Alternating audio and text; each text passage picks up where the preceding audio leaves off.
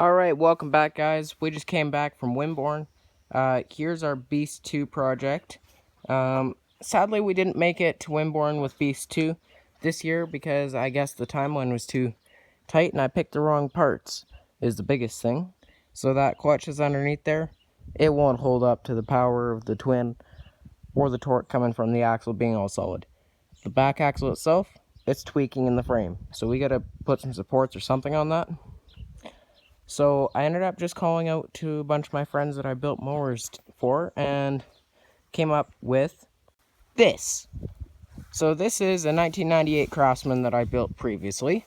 That's the original shifter setup out of Beast 2.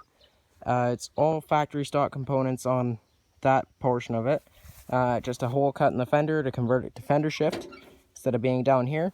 It still has the factory Spicer 6-gear transaxle, still got a 14.5 Briggs under the hood that is unmodified at all. It just runs on all stock parts, including the throttle on the dash.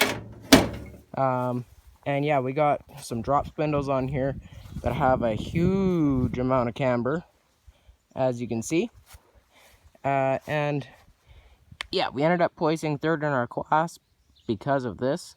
I think because of this, but also if we had more pulley on this thing, we could have gone so much faster.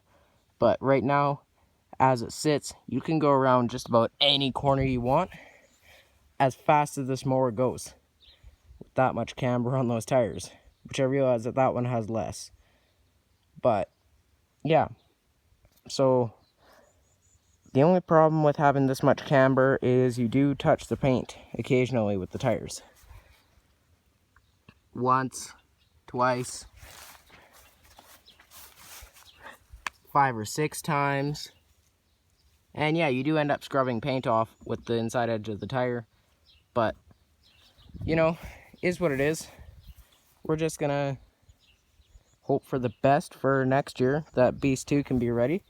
But thanks, Dustin, for letting me borrow your mower to run here at Wimborne, and then letting me run it here for free.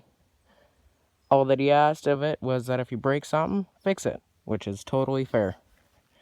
And yeah, again, all bone stock bits, like battery mounted in factory location, factory style seat, factory steering, aside from them drop spindles, and a 3.5-inch engine pulley, which is stock, and a 4-inch transaxle pulley. There are no mods on this thing. Shall we take it for a quick test drive?